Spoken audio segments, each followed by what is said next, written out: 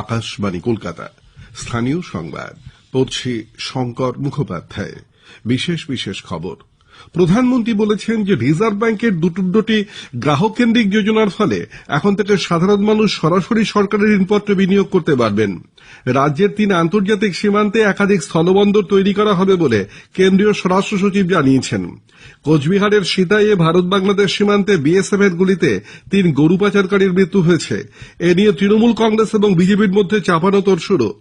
BSF এর এখতিয়ার বৃদ্ধির কেন্দ্রীয় সিদ্ধান্তের বিরুদ্ধে রাজ্য সরকার বিধানসভায় প্রস্তাব আনতে চলেছে। রাজ্যে দৈনিক করোনা সংক্রমণ ঊর্ধ্বমুখী। কলকাতা ও হাওড়ার পুরভোটের প্রস্তুতি চূড়ান্ত করতে রাজ্য নির্বাচন কমিশন আগামীকাল বৈঠকে বসছে। কোভিড-19 টিকার 100 কোটি ডোজ দিয়ে ভারত ইতিহাস সৃষ্টি করেছে। আকাশবাণী সমস্ত ডাক্তার, নার্স, অন্যান্য সামনের সারির কর্মী এবং যারা ভ্যাকসিন নিয়ে একে সম্ভব করেছেন তাদের সবাইকে কুর্নিশ জানায়। দেশ এই সাফল্য অর্জন করলেও কোভিডের বিরুদ্ধে লড়াই কিন্তু এখনো শেষ হয়ে যায়নি। তাই শ্রোতাদের কাছে আমাদের আবেদন, যত দ্রুত সম্ভব সম্পূর্ণ টিকা নিন, অন্যদেরও টিকা নিতে সাহায্য করুন। উৎসবের মরশুমে এই সহজ পদক্ষেপগুলি মেনে চলুন। মাস্ক পরুন, নিরাপদ দূরত্ব বজায় রাখতে 2 গজ দূরে থাকুন, হাত আর মুখ পরিষ্কার পরিচ্ছন্ন রাখুন। কোভিড নিয়ে যে কোনো তথ্য ও পরামর্শ পেতে জাতীয় হেল্পলাইন নম্বর হল 0112397804 এবং 1075। আসছে বিস্তারিত সংবাদে। প্রধানমন্ত্রী নরেন্দ্র মোদী বলেছেন যে রিজার্ভ ব্যাঙ্কের 2টি উদ্ভাবনী গ্রাহক কেন্দ্রিক উদ্যোগের ফলে দেশে বিনিয়োগের সুযোগ বাড়বে এবং লগ্নিকারীরাও নিরাপদে মূলধনী বাজারে যোগ দিতে পারবেন। আজ তিনি রিজার্ভ ব্যাঙ্কের রিটেল ডিরেক্ট স্কিম এবং ইন্টিগ্রেটেড অম্বুডসম্যান স্কিমের সূচনা করে বলেন যে রিটেল ডিরেক্ট স্কিমের মাধ্যমে ক্ষুদ্র লগ্নিকারীরা সরাসরি সরকারি ঋণপত্রে লগ্নি করতে পারবেন। একইভাবে সুসংহত অম্বুডসম্যান যোজনার মাধ্যমে এক দেশ এক অম্বুডসম্যান এই ধারণাটি বাস্তবায়িত হবে। रिटेल डायरेक्ट स्कीम में देश के छोटे निवेशकों को गवर्नमेंट सिक्योरिटीज में इन्वेस्टमेंट का सरल और सुरक्षित माध्यम मिल गया है।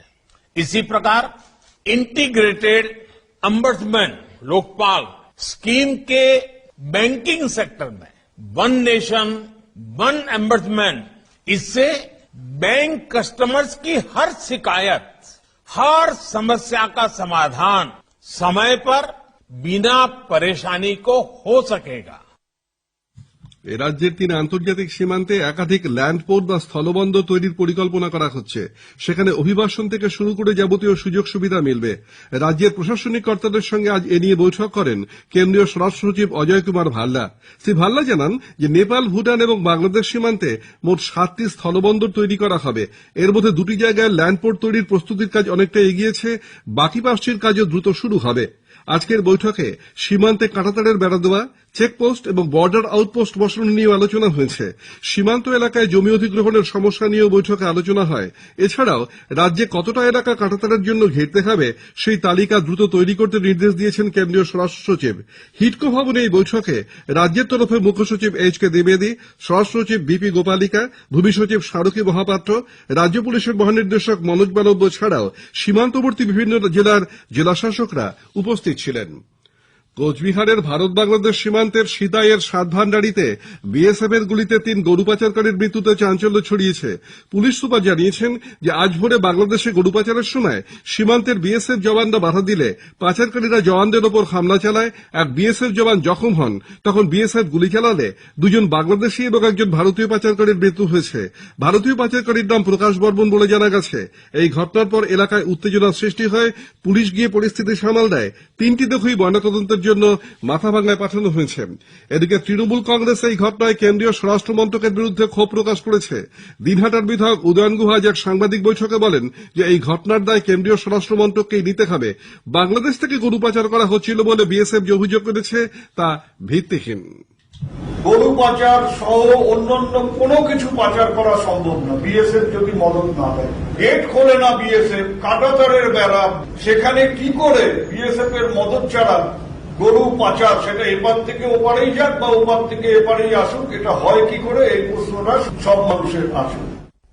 এদিকে বিজেপির সর্বভারতীয় সভাপতি দিলীপ ঘোষ বলেছেন, অন্যান্য রাজ্যে যদি 50 কিলোমিটার বিএসএফ যেতে পারে, পশ্চিমবাংলা কেন যেতে পারে না? আর 50 কিলোমিটার এসে ওই দুর্নীতিগ্রস্তদের যারা স্মাগলিং করছে তাদেরকে তুলবে বিএসএফ। তাতে কষ্ট হচ্ছে, ধান্দাবাজি বন্ধ হয়ে যাবে। এখানে খুশি হওয়া উচিত। পুলিশই নাই, পুলিশ পার্টির কাজ করতে করতে সময় চলে যাচ্ছে। বিএসএফ এর এখতিয়ার বৃদ্ধি করা নিয়ে কেন্দ্রীয় সিদ্ধান্তে আপত্তি জানিয়ে রাজ্য সরকার বিধানসভার চলতি অধিবেশনে একটি প্রস্তাব আনতে চলেছে। অধ্যক্ষ বিমান বন্দ্যোপাধ্যায়ের পৌরোহিত্যে আজ বিধানসভার কার্য উপদেষ্টা কমিটির বৈঠকে এই সিদ্ধান্ত হয়েছে। আগামী বুধবার সরকারি এই প্রস্তাবের ওপর 1.5 ঘণ্টা আলোচনা হবে।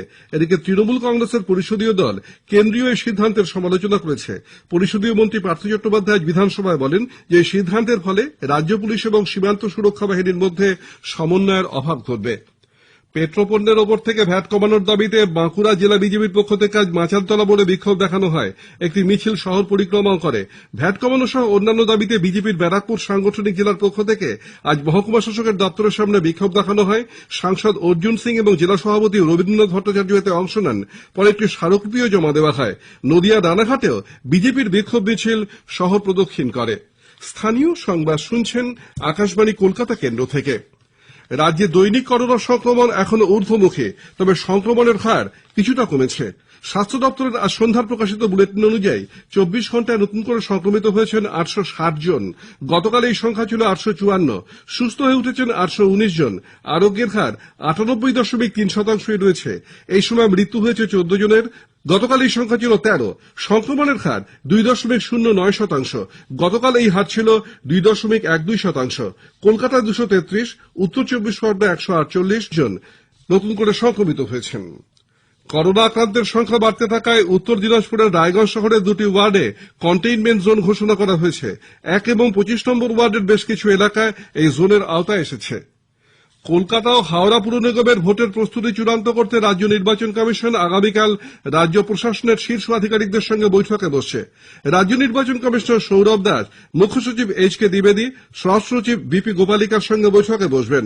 স্বাস্থ্য সচিব এবং রাজ্য পুলিশের মহানির্দেশককেও বৈঠকে যোগ দেওয়ার জন্য বলা হয়েছে। 2 পুর নিগমের ভোট নিয়ে কমিশন আজ প্রশাসনিক আধিকারিকদের সঙ্গে বৈঠক করেন। বালি পুর এলাকাকে হাওড়া নিগম থেকে পৃথক করা হচ্ছে। রাজ্য বিধানসভায় আজ এই মর্মে একটি প্রস্তাব গৃহীত হয়। পুর ও নগর উন্নয়ন মন্ত্রী চন্দ্রিমা ভট্টাচার্য জানিয়েছেন যে বালি পুর এলাকার ভৌগোলিক অবস্থানের জন্য এবং প্রত্যেকটি মানুষের ঘরে পরিষেবা পৌঁছে দিতে এই সিদ্ধান্ত।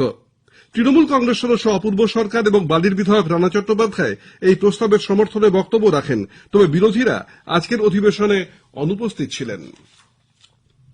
পশ্চিমবঙ্গ জয়েন্ট এন্ট্রান্স বোর্ড 2022 সালের ইঞ্জিনিয়ারিং অ্যান্ড টেকনোলজি, ফার্মাসি ও আর্কিটেকচার প্রবেশিকা পরীক্ষার দিন ঘোষণা করেছে।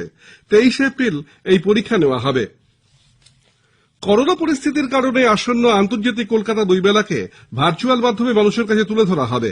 কলকাতায় আজ এক যৌথ সাংবাদিক বৈঠকে পাবলিশার্স অ্যান্ড বুক সেলার্স গিল্ডের সভাপতি সুধাংশু শেখর দে এবং সাধারণ সম্পাদক ত্রিদীপ কুমার চট্টোপাধ্যায় জানিয়েছেন যে 45তম আন্তর্জাতিক কলকাতা বইমেলা শুরু হবে 31শে জানুয়ারি। বিধাননগর সেন্ট্রাল পার্ক মেলা প্রাঙ্গণে এই বইমেলা চলবে 13ই ফেব্রুয়ারি পর্যন্ত।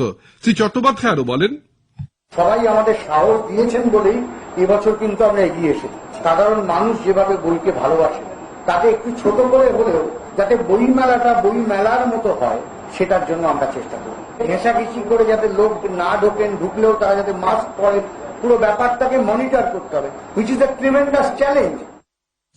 দক্ষিণ 24 পরগনার বজবজে আজ একটি পরিত্যক্ত বাড়িতে ভয়াবহ বিস্ফোরণে গোলাম মেহবুব নামে বছর 44-এর এক ব্যক্তির মৃত্যু হয়েছে।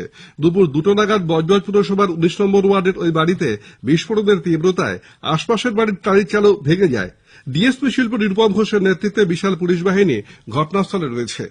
পূর্ব মেদিনীপুরের ময়নার গোবরাদান এলাকা থেকে আজ 33টি তাজা বোমা উদ্ধার হয়েছে। পুলিশ এবং বম্ব স্কোয়াডের লোকজন গিয়ে বোমাগুলি নিষ্ক্রিয় করে। পূর্ব কলকাতার তপসিয়ার 24 নম্বর বাসস্ট্যান্ডের কাছে আজ দুপুর 1টা নাগাদ বস্তিতে আগুন লাগে।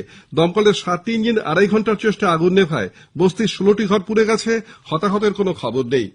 পূর্ব মেদিনীপুর জেলার চণ্ডীপুর থানার নরবাট এলাকায় আজ সকালে পথ দুর্ঘটনায় 3 জনের মৃত্যু হয়েছে। গুরুতর জখম হয়েছেন 15 জন। বিধাননগরের ইকোপার্ক থানা এলাকার সিলিকন ভ্যালির কাছে আজ সকালে একটি সিমেন্ট কারখানার খোলা মাঠে একটি পচা গলা ঝুলন্ত দেহ পাওয়া যায়। পুলিশ ঘটনার তদন্ত করছে।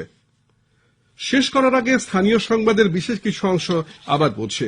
প্রধানমন্ত্রী জানিয়েছেন যে রিজার্ভ ব্যাংকের নতুন 2টি গ্রাহক কেন্দ্রিক যোজনার ফলে এখন থেকে সাধারণ মানুষ সরাসরি সরকারি ঋণপত্রের লুকডি করতে পারবেন।